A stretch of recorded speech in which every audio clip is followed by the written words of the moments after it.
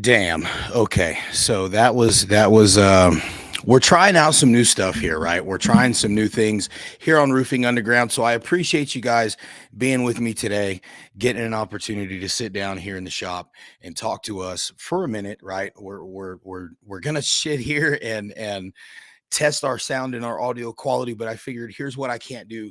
I can't waste everybody's fucking time by putting on a podcast that means checking my audio equipment. I know there's plenty of people out there that have these podcasts where that's all they do is check their audio equipment and stuff. This is not what we're going to do here because I don't want to waste your time and I want you to get some value out of what we're going to be discussing today. And I think that the best way to do that is kind of cut the bullshit and jump right into it. For most people in this cool lights and the shit around you, right? The podcast microphone and the fancy headphones. We've been stepping up our game here at Roofing Underground. We've been trying to intentionally put time and effort back into the podcast so that way we can develop good, digestible, quality content that you guys are going to be able to take, absorb, put into your lives, and fucking do something with. My name is Dave Taggart. I am the Roof Poppy, your favorite roofer's favorite fucking roofer, and I'm the MF CEO here at A5 Roofing and Roofing Underground, and I appreciate you guys being with us on the show today. Today has been kind of an interesting one for me because I had an opportunity to listen to a podcast this morning, and the podcast guests that were speaking had so their message really resonated with me, right? And so I got to kind of thinking to myself, and I get to pondering sometimes when I'm listening to these podcasts, and it's like it could be a long drive, could be a long workday, whatever the case may be. I'm listening to a podcast and it's with Andy Elliott and he's talking about sales with Bradley. So if you don't know either one of those two people, let me explain them to you real fast. Andy Elliott is one of these guys that wears really tight pants and works out a lot, and he is a fucking sales guy. You understand what I'm saying? He's a closer. This motherfucker is an absolute closer. You don't want him attending college where your college age daughter goes. You don't want him hanging out with your wife's single friends, right? Because Andy Elliott is a motherfucking closer. And if you ever have an opportunity to listen to his podcast or to absorb or watch any of his content, you'll see exactly what I'm saying. So Andy Elliott and the Elliott Group, what they do is they have taken the automotive industry by storm. There are thousands and hundreds, let me say hundreds because I don't know about thousands. There are hundreds of dealerships across this country that have Andy Elliott come in and teach their sales staff about closing, about sales, how to build value propositions and how to get their value proposition across clearly, how to overcome objections, how to create these things called word strings where you hear something and it triggers an automatic objection rebuttal, right? Based on some shit that you've heard or some shit that you've seen or experienced. You put these words together and it is what it is, right? Bradley. And if you don't know who Bradley is, check out Bradley to The Real Bradley, his podcast, Dropping Bombs, or The Real Bradley Show. Is going to give you a lot of information on sales because Bradley has been in sales for a long time. And what Bradley recently did in the last couple of years is create, amongst many other things, Bradley's created this thing called Lightspeed VT, virtual training, Lightspeed virtual training. So basically what it does, it gives a guy like myself or a contractor or a sales manager of some sorts, it gives him the opportunity to come in and create a customized sales training program that Andy or that Bradley takes and puts into a video content where you can answer questions. If you've ever done Sky Diamonds University with Lee Haight, that was a Lightspeed VT creation. If you've ever looked at any of Andy Elliott's stuff, Lightspeed VT. If you've ever been involved with Andy Frizella and the First Form, you've become a First Form Legionnaire. You've gone through Lightspeed VT. So Brad sells comprehensive sales training tools, right? And one of them is the video platform series. So these two fucking behemoths of sales are sitting down having a podcast.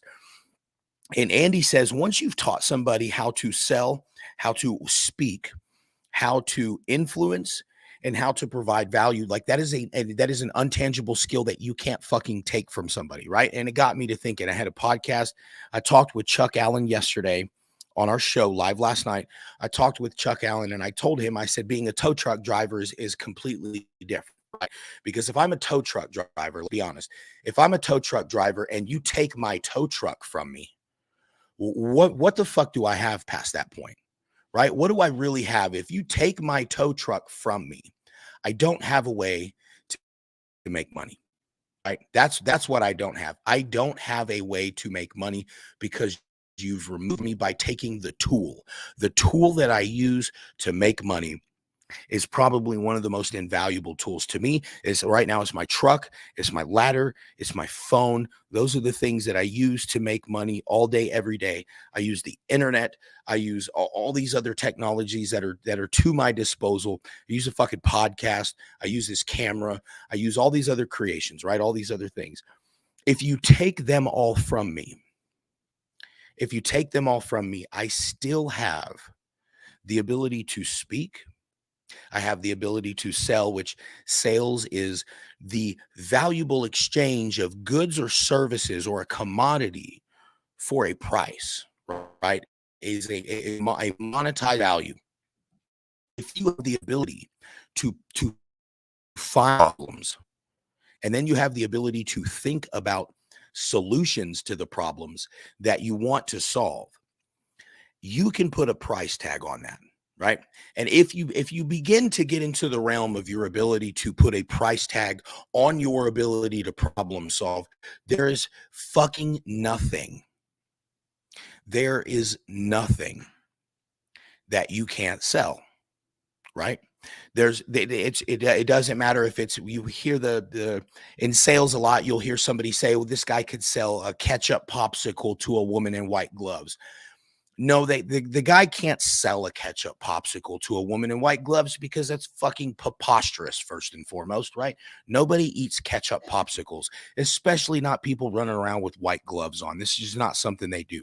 But a salesperson can find out that this particular white gloved woman really enjoys the flavor of ketchup, specifically frozen ketchup. And you know what would really kind of hit the spot for this person right now? A frozen ketchup popsicle. But she's not walking around telling people, hey, I want to buy a frozen fucking ketchup popsicle from somebody. Nobody walks down the street and says, hey, Paletta man, bring me the fucking ketchup flavor. That's not what we do. Okay, nobody goes into a restaurant and says, hey, how's the ketchup flavored ice cream today? Nobody fucking does that, right? This person is not out looking for a ketchup flavored popsicle, but a salesperson can ask enough questions and can figure out that this individual likes ketchup and particularly likes cold ketchup. And then we'll point out what a hot day it is today. Whoo, hot, right? Whoo, Lord, it's hot. Hot motherfucker. And you know what would hit the spot right now, lady? A cold ketchup fucking popsicle. Don't you think so? Right? A good salesperson can have this conversation and can pull this out.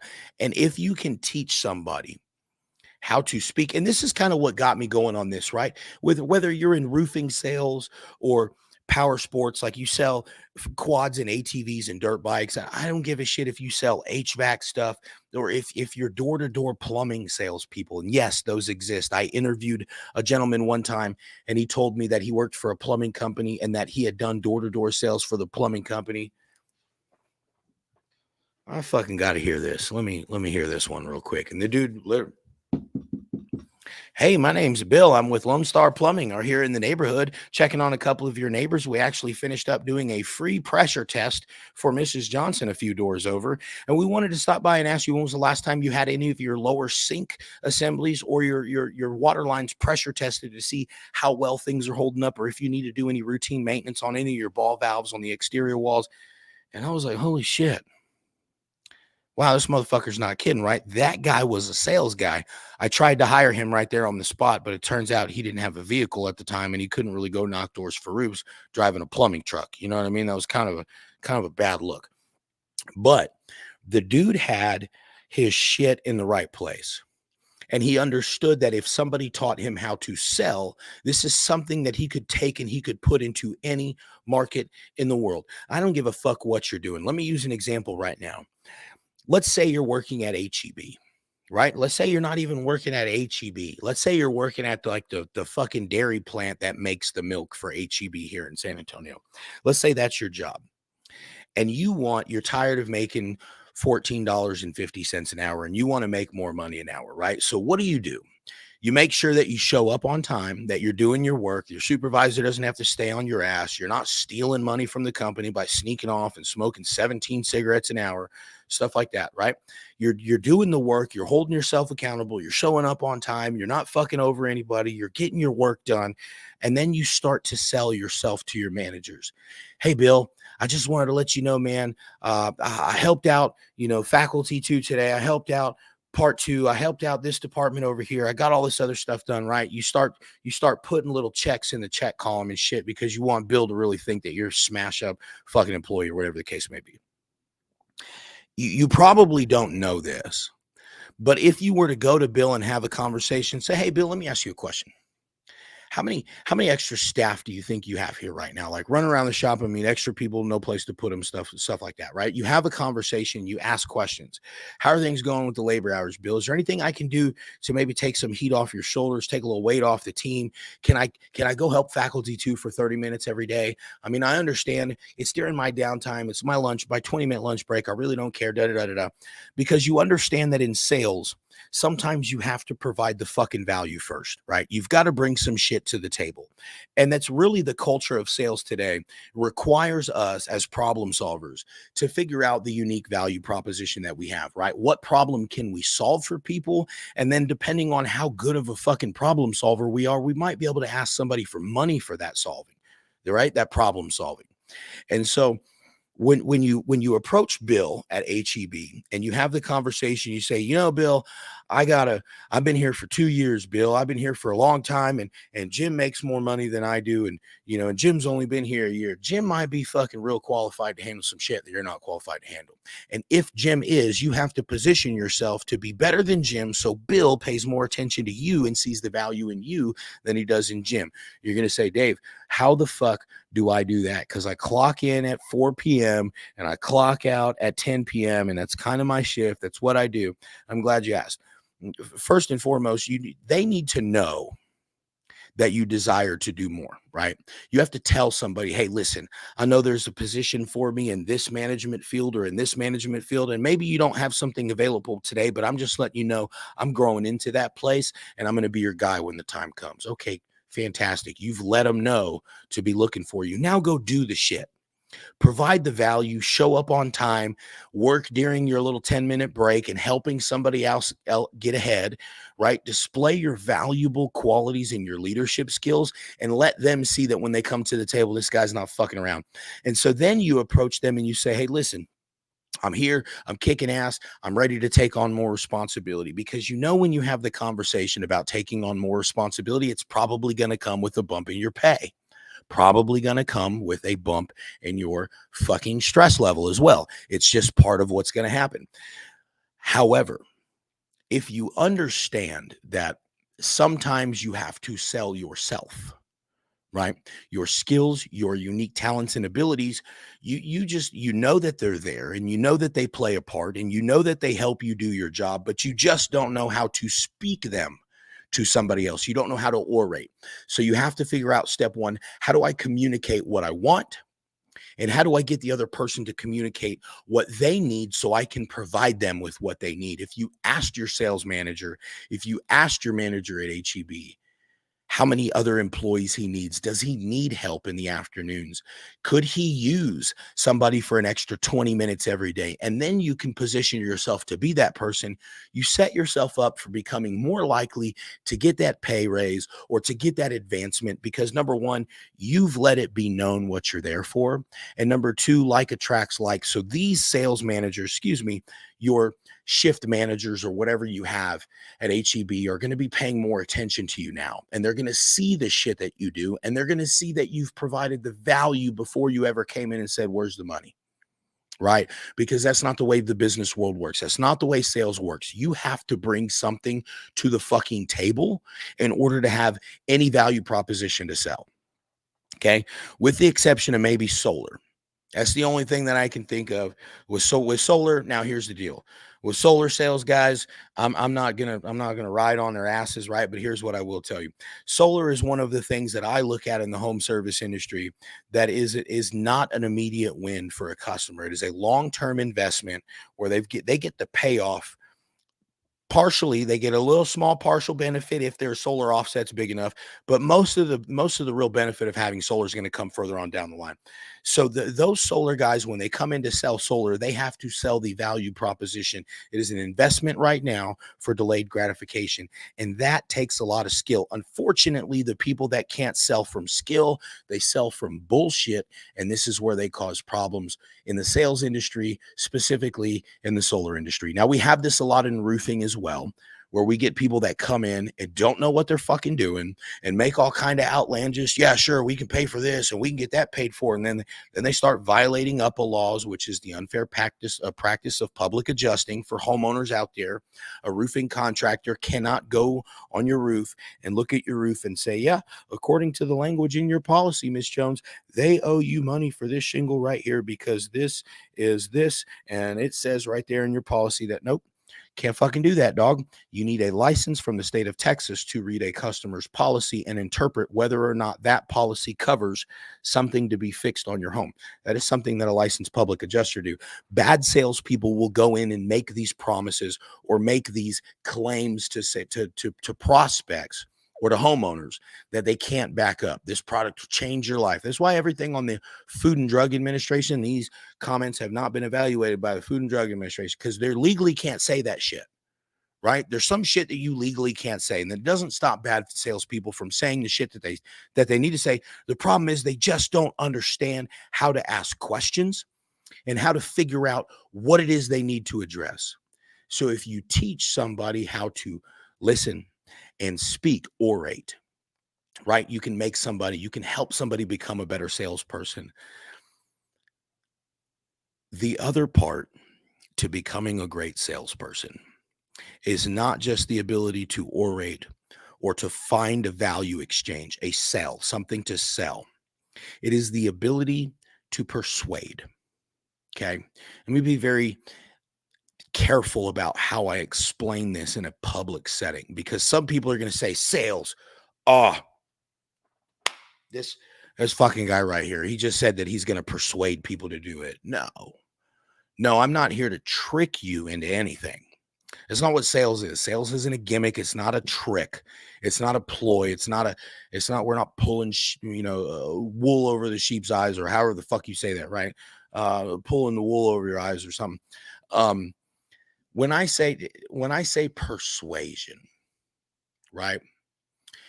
Think of persuasion as the ability to help people see things in different light, right? I feel like this, when I talk about persuasion in sales, I'm reminded about a time when I spoke to my wife, who wasn't my wife at the time. And she said that she would never date or marry a salesperson because she could never figure out whether or not we were full of shit when she fucking married one. Right. So joke's on her. No, serious conversation though. Because salespeople have such a shitty reputation for being liars and manipulators, that's what people hear when they hear sales. They think, "Oh, you're fucking Connor. You're gonna screw me somehow," right? That's what people think when they see sales. When I say I'm in sales, that means I provide a valuable solution that can be monetized. I find problems and then I put a price tag on solving them. The persuasion part comes in when people say, I don't need it. Okay. Maybe you don't, but let's have a conversation about it. Let's see if you actually need it. Let's see if you want it by the end of the conversation. If you don't want it and you don't need it, if I'm able to ask you the right questions, kind of dig down to the root cause of some things, I can save you time and save you money by having a quick conversation. Would that offend you in any way? No, it wouldn't. Great. I'm so glad you said, come on in here, sit down. Let's talk about this car real quick. Okay. So persuasion in sales is the ability for you to create new perspective. I'm not convincing you of anything. I'm just asking.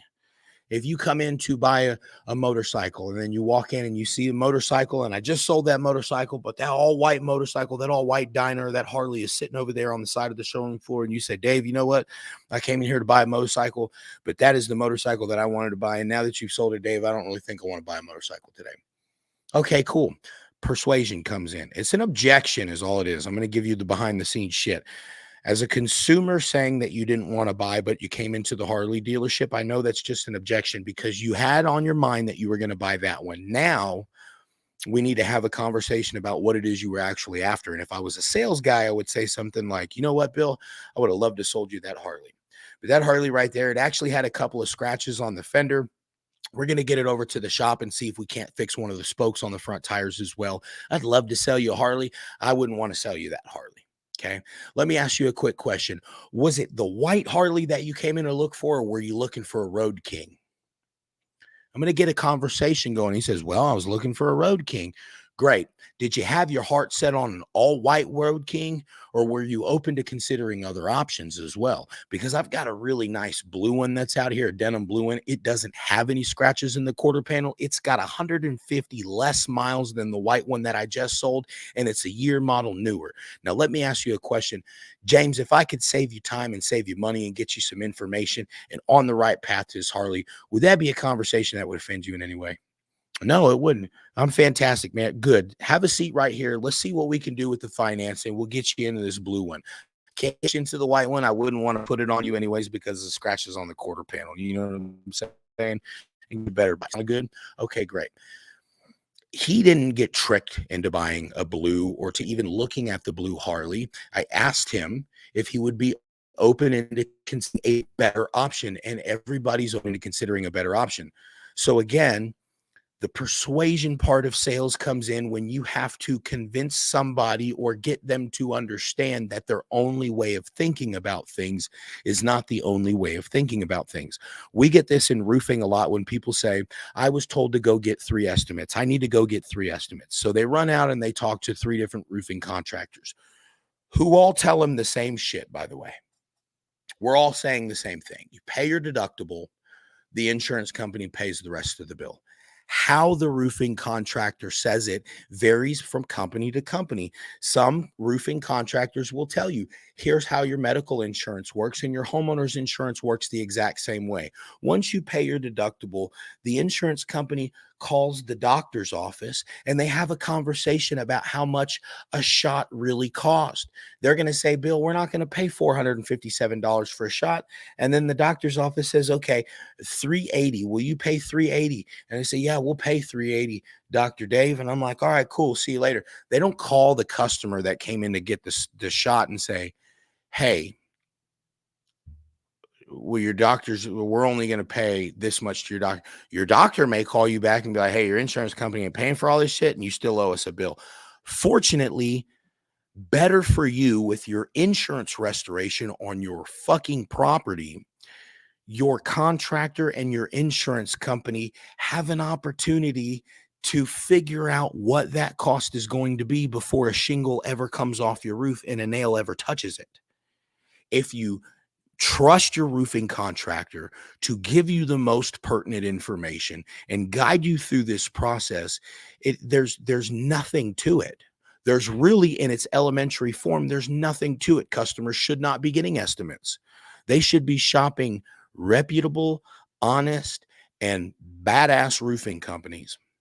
And then they should say, hey, roofing company, call my insurance company and see if you can work out your price with them. My deductible's $3,000. I'm going to write you a check for my $3,000 deductible and call me when you get the price approved with the insurance carrier. Because me as a contractor, I'm going to call them and say, hey, Nationwide, Miss Jones paid her $3,000 deductible. We've got an estimate sitting in right now for $23,000 to replace her roof. And as long as all the line items on my estimate are both reasonable and necessary, and I can show you that according to construction code or trade practice for installing a roof, would you see any reason that we couldn't move forward with the estimate as written? And give the opportunity for the adjuster to respond and say, you know what? I don't know if this and this and this is reasonable and necessary. Or they may try to tell you some dumb shit like, well, we don't pay for ice and water shield in the valleys. We only pay for valley metal to be in the valleys. I don't care what you pay for. I don't care what you do. I don't care how you do it. Again, the ability to speak and the ability to persuade are going to aid you in your ability to sell and to close the insurance adjuster in this aspect. Again, if you teach somebody, and this is the fucking point that I'm trying to get across, and I really hope everybody understands something. You may be able to come in and take a bunch of shit from me, right?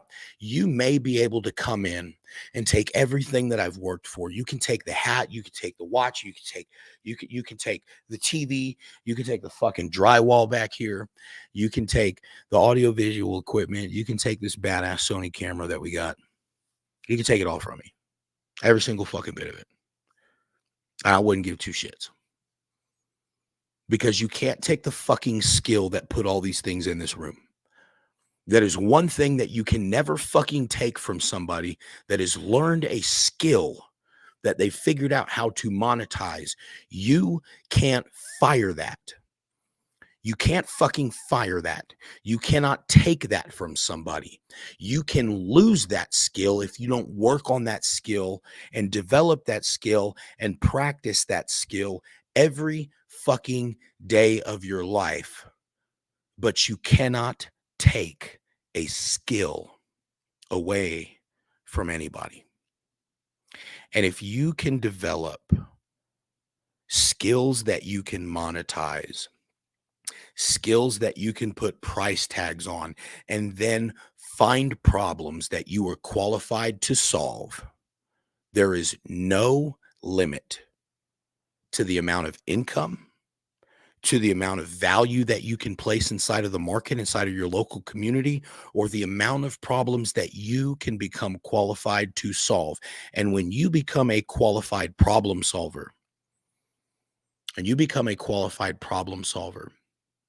who has the ability to speak, to communicate, to be understood, to ask the right questions, to find valuable solutions that you can fucking slap a $10,000 price tag on, when you can solve big problems and you develop a skill that cannot be fucking taken, there's absolutely nothing that you cannot do.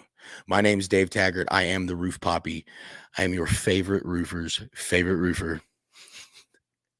And I'm the MF CEO here at A5 Roofing and Roofing Underground, reminding you, don't suck, practice your scale skills, and keep kicking ass. We'll see you next time.